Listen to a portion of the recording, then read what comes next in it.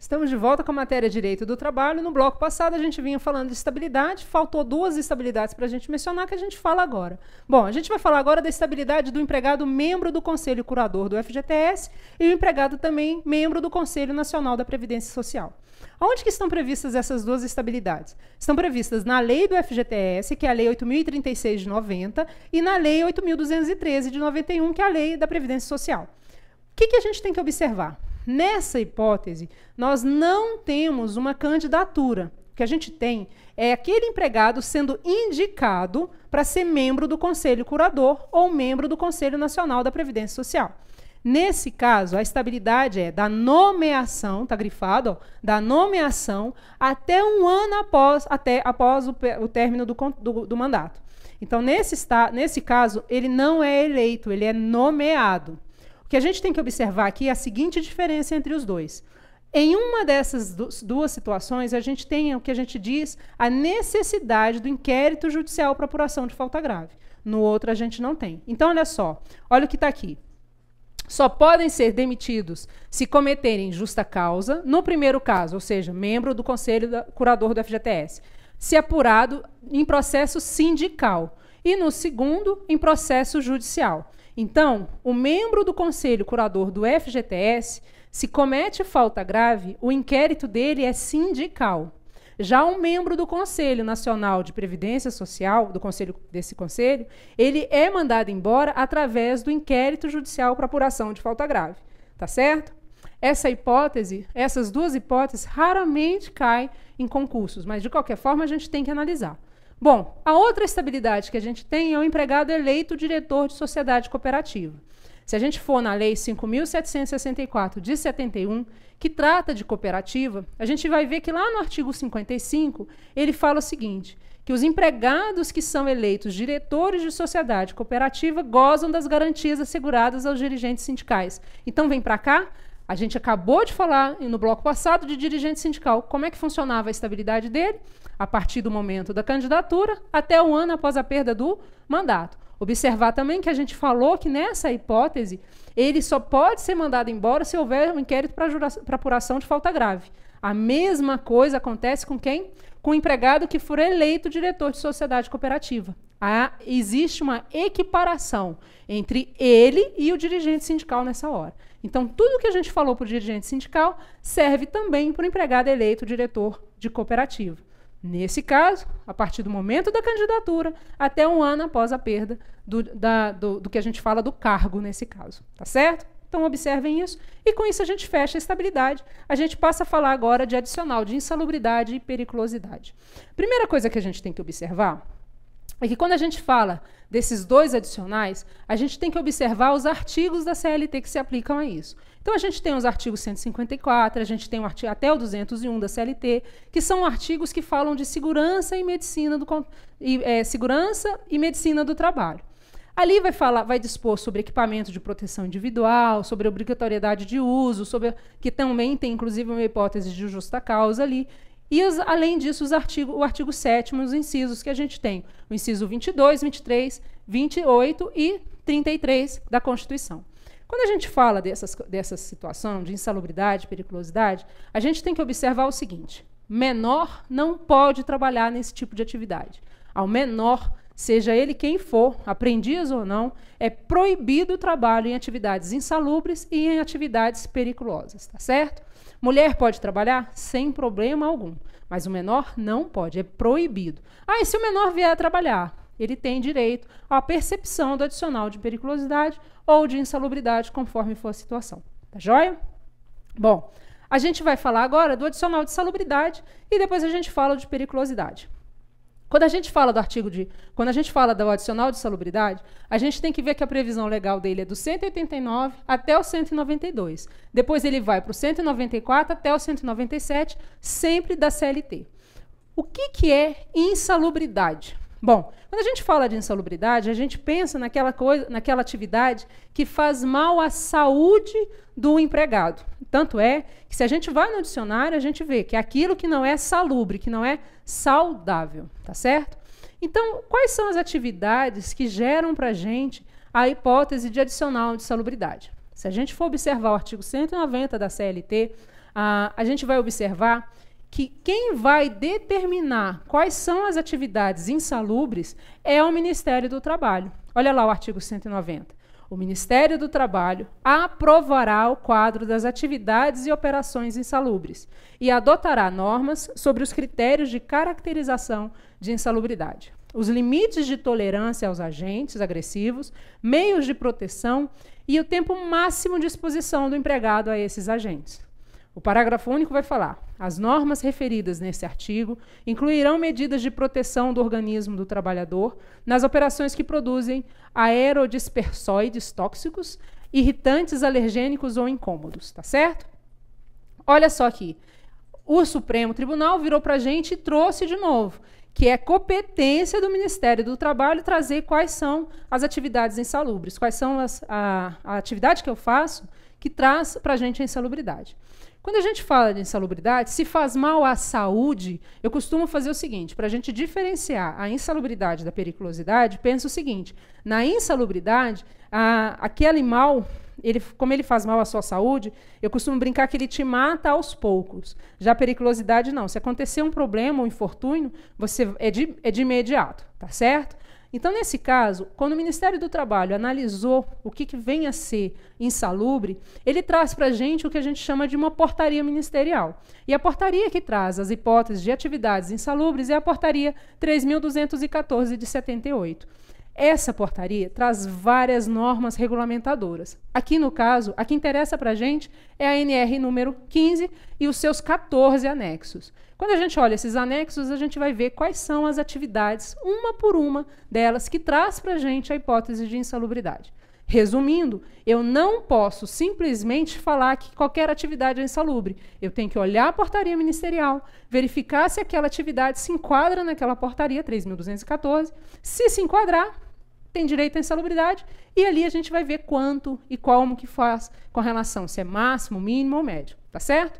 Outra coisa que a gente tem que observar, quais são os agentes que geram a insalubridade. Os agentes são agente químico, biológico e físico. Se a gente observar, olha só, o que é agente químico? Sólidos, gasosos, líquidos, pó, fumaça, vapor, atmosfera impura e assim vai. Biológico, agentes infecciosos, pessoas enfermas, e aí sigo esse caminho. E agente físico, que é temperatura, umidade, pressão, radiação, vibração e por assim vai. Som também, tá certo? Bom, como a gente vinha falando, o artigo 195 da CLT, ele traz para a gente que o seguinte: a caracterização e classificação da salubridade e da periculosidade, no caso, segundo as normas do Ministério do Trabalho, far-se-ão através de perícia a cargo do médico do trabalho ou engenheiro do trabalho. Vem para mim, observe a seguinte situação. Não basta eu verificar que aquela atividade que aquele empregado exerce está na 3.214. É importantíssimo que seja feito o que a gente chama de perícia, um laudo pericial. Quem é que faz esse laudo pericial? A CLT diz para a gente que é um engenheiro ou médico do trabalho. Observem que esse ou é importantíssimo. O engenheiro ou o médico podem ser, tanto faz, qualquer atividade que eu esteja alegando que é insalubre, não importa quem é deles, qual dos dois que vai fazer. O importante é que eles tenham o que a gente chama de especialização, ou seja, eles são engenheiro do trabalho ou médico do trabalho. É o que a súmula 460 do Supremo vem falando para a gente. Observa, olha lá. Para efeito do adicional de insalubridade, a perícia judicial em reclamação trabalhista não dispensa o enquadramento da atividade entre insalubres, que é ato do competência do ministro do Trabalho e Previdência Social. Então, é importantíssimo existir uma perícia e é importantíssimo que essa perícia informe que a insalubridade está prevista na portaria 3.214. Se a gente for observar, a orientação jurisprudencial 4 da SDI 1 também fala essa situação. Olha lá, no inciso 1º, não basta a constatação da insalubridade por meio de laudo pericial, para que o empregado tenha direito ao respectivo adicional, sendo necessária a classificação da atividade insalubre na relação oficial elaborada pelo Ministério do Trabalho. Vem para cá, observe o seguinte. O que a gente tem, e aí essa OJ deixa muito claro para a gente, é o seguinte. Imagina a seguinte situação. Eu trabalho numa empresa como faxineira E na medida que eu trabalho com faxina, eu sou obrigada, por conta das minhas atividades, a pegar o lixo daquele escritório. Imagina que é um escritório pequeno. O lixo, aquele lixo do escritório, não é considerado, para fins da portaria 3.214, como sendo um lixo urbano, ou seja, não é aquele que está na rua e tudo mais. Quando ele for para a rua, ele é considerado, sim, lixo urbano. Mas enquanto ele está no âmbito empresarial, nessa hipótese, ele não é lixo urbano. Ainda que o perito chegue na empresa, observe que eu trabalho mexendo com lixo, e ele vira e fala que aquilo ali é uma atividade insalubre, pelo fato daquele lixo ali dentro da empresa não estar previsto na 3.214 como sendo lixo urbano, nessa hipótese, eu não tenho direito ao adicional de salubridade. Por quê? Não basta só o laudo, é importante o laudo acrescido, informando que se enquadra dentro do que a gente fala da portaria 3.214. É por isso que no inciso 2º da SLJ a gente tem a seguinte hipótese, bota lá, a gente tem a empresa em residências e escritórios e a respectiva coleta de lixo não podem ser consideradas atividades insalubres, ainda que constatadas por laudo pericial, porque não se encontram dentre as classificadas como lixo urbano na portaria do Ministério do Trabalho. Tá certo? Então, nessa hipótese, lixo empresarial ou lixo de casa não é considerado como lixo urbano. Tá joia? Observar que a gente tem algumas modificações, alguns entendimentos recentes do TST a respeito, embora não seja súmula e tudo mais, a respeito de lixo urbano, por exemplo, quando a gente fala de lixo produzido pelo shopping e tudo mais, tá certo? Aí sim, nesse caso, é lixo urbano. Tá joia? Vem para cá, a gente agora tem que observar quais são os graus de insalubridade. A gente tem a seguinte situação, no artigo 192 da CLT, a gente tem as hipóteses, quando observa que a atividade é insalubre, a gente tem que observar se é grau máximo, médio ou mínimo.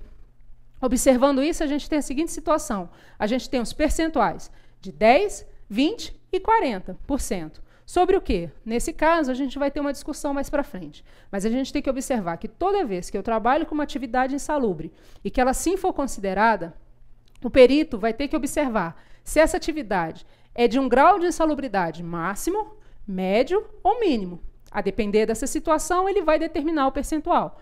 10, 20 e 40. Observa que eu não tenho 30%. É 10, 20 e 40. 30% é para outra hipótese que não é insalubridade. Tá joia? Vamos seguir. A gente vai observar qual vai ser a base de cálculo nesse caso. O que a gente tem é o seguinte. A CLT trazia para a gente, e ainda traz para a gente, que esses percentuais seriam sobre o salário mínimo regional. Bom, vamos lembrar que a CLT é de 43. 43 já tem muito tempo. E isso não foi modificado.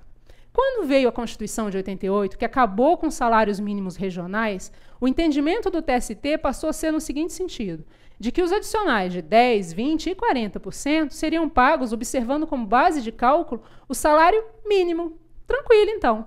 Então, se eu tinha um salário mínimo de 600 reais, eu teria 10% de 600 reais, 20% de 600 reais ou 40% de 600 reais. No entanto, a própria Constituição fala para a gente o seguinte, que o salário mínimo não pode servir como base de cálculo para nada, não pode ser como indexador. Resultado disso é que o Supremo Tribunal Federal, através da súmula vinculante número 4, virou para a gente e falou o seguinte, o salário mínimo não pode ser considerado como base de cálculo ou como indexador. Olha lá a súmula 4, por favor. Salvo nos casos previstos na Constituição, o salário mínimo não pode ser usado como indexador de base de cálculo de vantagem de servidor público ou de empregado, nem ser substituído por decisão judicial. O que aconteceu nessa hipótese? A partir do momento que o Supremo Tribunal Federal impediu que a gente utilizasse como base de cálculo o salário mínimo, nós passamos a não ter o entendimento nesse sentido. E aí, o que o TST teve que fazer? Teve que reformular a súmula 228 dele para trazer para nós como que ficaria. Bom, primeira coisa que a gente tem que observar. Se não existir, em hipótese alguma, informação em acordos coletivos de trabalho ou convenção coletiva de trabalho de que a base de cálculo da insalubridade seja um salário X ou seja o salário mínimo, eu não posso usar. Resultado disso, o que o TST trouxe para a gente nessa súmula é a seguinte situação. Olha lá. Adicional de insalubridade, base de cálculo. A partir de 9 de maio de 2008, data da publicação da súmula vinculante número 4 do Supremo Tribunal Federal, o adicional de insalubridade será calculado sobre o salário básico, salvo critério mais vantajoso fixado em instrumento coletivo. Gente, vamos lembrar o que é salário básico? Quando eu falo de salário básico, eu estou dizendo daquele salário a qual você foi contratado, tá certo? Então, se você foi contratado para trabalhar como auxiliar de serviços gerais ou de limpeza, enfim, que seja, para ganhar R$700, esse é o seu salário básico. Então, a princípio, o que a gente tem é essa observação. Os adicionais serão observados sobre o salário básico. Mas se eu tiver um critério mais vantajoso, o critério mais vantajoso vai ser observado. Recentemente, nessa época, em 2008 ainda, o TST foi questionado. E se não tiver nenhuma hipótese, como é que fica e tudo mais? E o TST informou que até que venha uma modificação na legislação, que nessas situações poderiam ser utilizados o salário mínimo. Bom, a gente vai ter que ver critério caso a caso, indiferente no dia a dia nosso, tá certo? Mas, a princípio, o que a gente vai ter que sempre observar são os percentuais, esses que são importantes, tá certo? Como funciona com relação aos reflexos na remuneração? Lembrar que quando a gente falava de remuneração, a gente falava de salário acrescido de adicionais. Insalubridade é um adicional. Então, o que a gente tem? Ele vai integrar a minha remuneração para todos os fins de direito. Olha lá no quadro, a gente tem 13º, férias, 1/3 de aviso, férias mais 1/3, aviso prévio e assim vai. Olha o que a súmula 139 do TST fala. Adicional de insalubridade. Enquanto percebido o adicional de insalubridade, integra a remuneração para todos os efeitos legais. Por que o TST fez isso? Observem a seguinte situação. Eu trabalho hoje numa atividade insalubre, recebo os equipamentos de proteção individual, mas eles não são suficientes a eliminar a insalubridade existente no local. Por algum motivo, eu sou promovida e saio daquele ambiente insalubre e passo a não trabalhar mais com insalubridade. Tem sentido eu manter a percepção desse adicional? Nenhum. E não existe estabilidade financeira e econômica aqui nesse caso. Resultado disso é que eu passo a não ter direito a esse adicional e, consequentemente, ele não vai integrar a minha remuneração para nenhum efeito. É isso que o TST está dizendo para a gente através dessa súmula. Tá joia? Bom, a insalubridade pode ser eliminada ou neutralizada? Pode, através da utilização que a gente fala dos equipamentos de proteção individual. Os EPIs são de utilização obrigatória. A partir do momento que eu eliminar ou neutralizar a insalubridade, automaticamente o adicional vai cair, tá certo? Então, a gente tem que observar que eles podem ser utilizados, os equipamentos de proteção individual. Bom, os efeitos que a gente tem com relação à insalubridade, ou a eliminação dessa insalubridade. Olha a súmula 80, o que ela fala. A eliminação da insalubridade, mediante fornecimento de aparelhos protetores aprovados pelo órgão competente do Poder Executivo, exclui a percepção do respectivo adicional. Qual é esse órgão competente? É o Inmetro, tá certo? Olha a súmula 289. Insalubridade adicional, fornecimento do aparelho de proteção é feito. O simples fornecimento do aparelho de proteção pelo empregador não o exime do pagamento do adicional de salubridade. Cabe-lhe tomar as medidas que conduzam à diminuição ou eliminação da nocividade, entre as quais as relativas ao uso do efetivo do equipamento pelo empregado. Observa o seguinte, não adianta o empregador só conceder o equipamento de proteção. Esse equipamento tem que ser bom o suficiente para eliminar ou neutralizar a insalubridade. Fora isso, ele tem que ser utilizado. Porque não adianta nada eu fornecer e não cobrar a utilização. Se o empregado não utiliza o equipamento de proteção individual, não há que se falar em eliminação ou neutralização da insalubridade. Ele passa a ter direito àquele adicional. Então, é importantíssimo sempre a gente, enquanto empregador, cobrar do empregado a utilização. Inclusive, se o empregado deixa de utilizar aqueles equipamentos de proteção individual, ele pode ser mandado embora por justa causa, a gente já viu as hipóteses aqui, tá certo? Bom, olha o que a súmula 47 do TST fala a esse respeito. O trabalho executado em condições insalubres, em caráter intermitente, não afasta por si só por essa circunstância, o direito à percepção do respectivo adicional. O que vem a ser atividade intermitente nesse caso? É quando eu entro no local, fico um pouco, saio e volto. As minhas atividades não são sempre constantes perante naquele local insalubre. Diante disso, o que vai acontecer? O TST entende que não me importa, basta que você tenha o contato com a atividade insalubre que você tem o direito, tá certo? Olha a súmula 248, a gente tem adicional de salubridade, direito adquirido, a gente já tinha até falado isso. A reclassificação ou a descaracterização da insalubridade, por ato da autoridade competente, repercute na satisfação do respectivo adicional, sem ofensa a direito adquirido ou a princípio da irredutibilidade salarial. Nesse caso, a pessoa continua, se ela não tem mais direito, eu vou tirar o adicional. Vamos falar agora do adicional de periculosidade.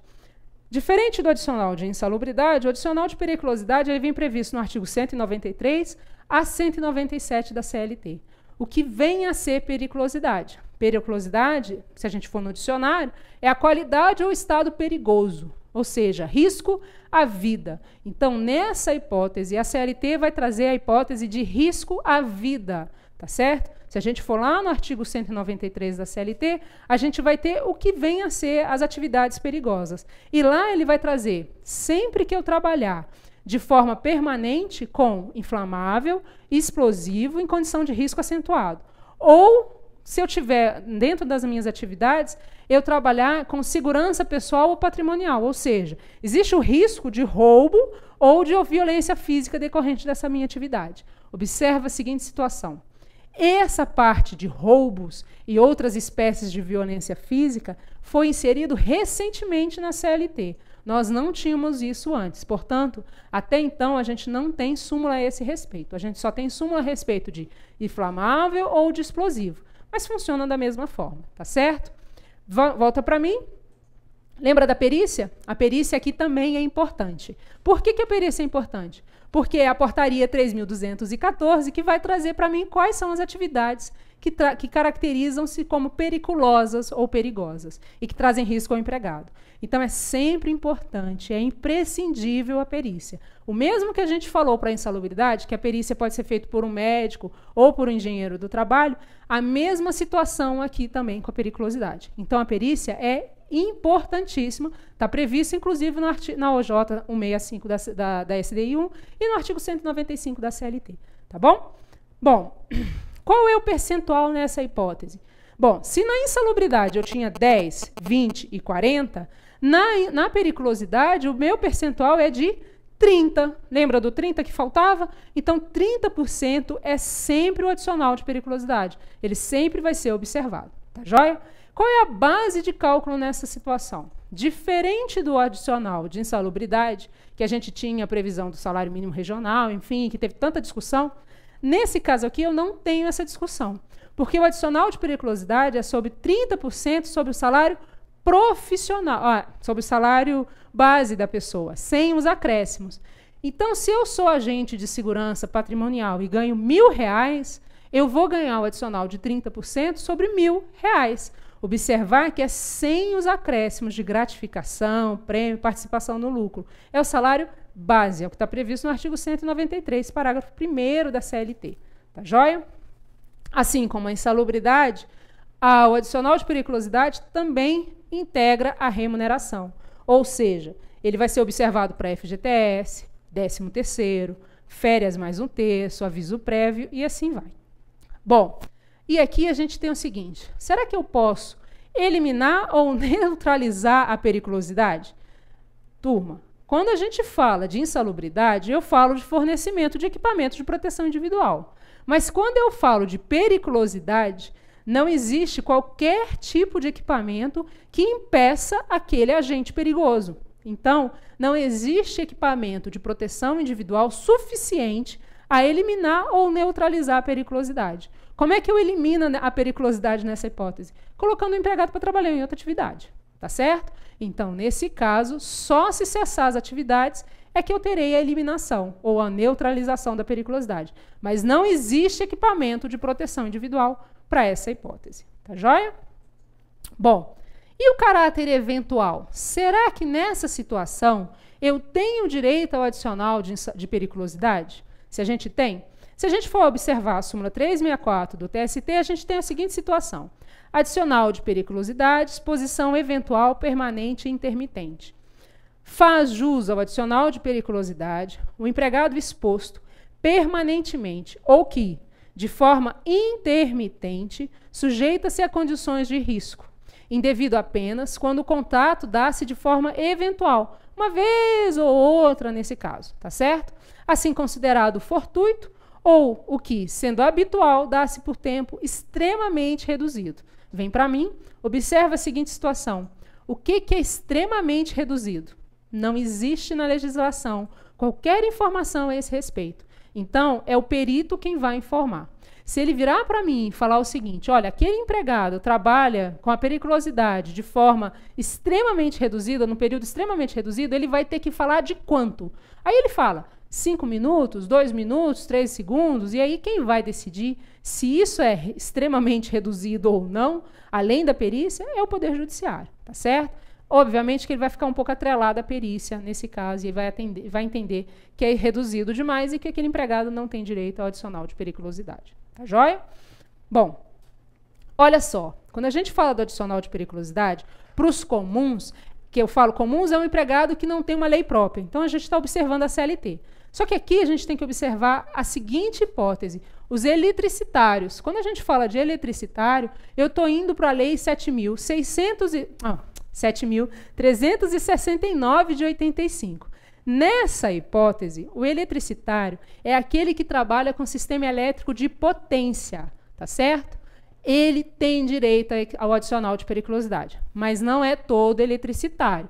É só e tão somente aquele que trabalha com sistema elétrico de potência. Quando a gente fala sistema elétrico de potência, eu não estou falando de 220 volts. Eu estou falando de mais do que 220 volts. Eu estou falando de 100 mil quilowatts. Então, nessa hipótese, a gente tem aquele empregado que trabalha com aquilo, com aquela atividade, ele é uma atividade periculosa. Por que é importante chamar aqui? Porque aqui a gente vai mudar algumas situações. A gente vai mudar, inclusive, a base de cálculo. Por isso que é importante o eletricitário ser analisado. Vamos para a súmula 361? Olha lá. Adicional de periculosidade, eletricitários, exposição intermitente. O trabalho exercido em condições perigosas, embora de forma intermitente, dá direito ao empregado a receber o adicional de periculosidade de forma integral, porque a Lei 7.369 de 85 não estabeleceu nenhuma proporcionalidade em relação ao seu pagamento. Então, é sempre 30%. Se eu fico 15 minutos, 20 minutos, 30 minutos, não me interessa. Ou 1 hora, eu tenho direito ao adicional de periculosidade, assim como se eu ficasse constantemente trabalhando com essa periculosidade. Tá certo? Olha o J279 da SDI, adicional de periculosidade, eletricitários, base de cálculo. Lei 7.369 de 85, artigo 1º, é a interpretação. O adicional de periculosidade dos eletricitários deve ser calculado sobre o conjunto das parcelas de natureza salarial. Vem para mim, vamos para o quadro. A gente hoje quase não usou o quadro no bloco de hoje, mas olha só. Lembra quando a gente falava de salário? Eu virei para vocês e falei que o salário, ele também tinha o que a gente chama de sobre-salário, lembra? Quando eu fiz isso, eu trouxe para vocês aqui o que a gente chama de in natura. Eu trouxe para vocês várias outras parcelas, diária. Lembra? Então, toda vez que a gente fala disso, quando eu vou observar o adicional de periculosidade para os eletricitários, eu tenho que observar o conjunto disso, o somatório. Se o somatório disso, se aqui é 600 e aqui me dá 400, por exemplo, é o somatório que vai ser observado, ou seja, eu vou observar R$1.000 para que eu possa calcular 30%. Tá certo? Ou seja, o salário com qualquer outra natureza de parcela salarial. Diferente do outro adicional de periculosidade, eu tinha só 30% do salário base. Eu não observo a soma. Então, observem que o eletricitário aqui, em razão da legislação, ele tem mais direitos do que o empregado seletista. Tá certo? Então, o eletricitário tem um direito maior nesse caso, um percentual maior de 30%. tá certo? Então, a gente tem sempre que observar essa situação. Por isso que a gente chama a atenção para o eletricitário, porque ele tem uma situação diferenciada. Será que todo mundo, será que eu posso trazer algum empregado que se equipara a eles? A gente vai ver os entendimentos do TST, tá certo? Olha a seguinte situação. O que vem o TST na súmula 324 da SDI? Na OJ, quer dizer, 324 da SDI. Adicional de periculosidade, sistema elétrico de potência. É assegurado o adicional de periculosidade apenas os empregados que trabalham em sistema elétrico de potência, em condições de risco, ou que façam equipamentos e instalações elétricas similares, que ofereçam risco equivalente, ainda que a unidade consumidora de energia elétrica, tá certo? Então, a gente vai observar que, em algumas situações, a gente tem empregados que, ainda que não sejam eletricitários, trabalhem também com o sistema elétrico de potência. A gente tem essa hipótese, que é o que a gente chama de cabista, instaladores e reparadores de linha telefônica. Se a gente observar um poste na rua, na cidade, a gente vai ver que, além do fio elétrico, existe também o que a gente chama de um poste, um fio referente à telefonia, às empresas de telefonia, ou então até mesmo aquele cabo da NET. E aí, nessa situação, aquele empregado da NET ou da empresa de telefonia, ele está trabalhando com o sistema elétrico de potência, não diretamente no fio elétrico, mas próximo ao fio elétrico. E, em razão disso, o que o TST fez? Trouxe para eles a equiparação ao eletricitário. Portanto, ele também faz direito. Olha o que fala a OJ 347 da SDI. Adicional de periculosidade, sistema elétrico de potência, Lei 7.369 de 85, regulamentada pelo Decreto 93412 de 86, extensão do direito aos cabistas, instaladores e reparadores de linhas e aparelhos de empresa de telefonia. É devido o adicional de periculosidade aos empregados cabistas, instaladores e reparadores de linha e aparelhos de empresa de telefonia, desde que, olha o desde que, no exercício das suas funções, fiquem expostos a condições de risco equivalente ao do trabalho exercido em contato com o sistema elétrico de potência. Então, nessa situação, eu tenho o direito ao adicional de periculosidade. Tá joia? No próximo bloco, a gente volta falando de proteção do empregado.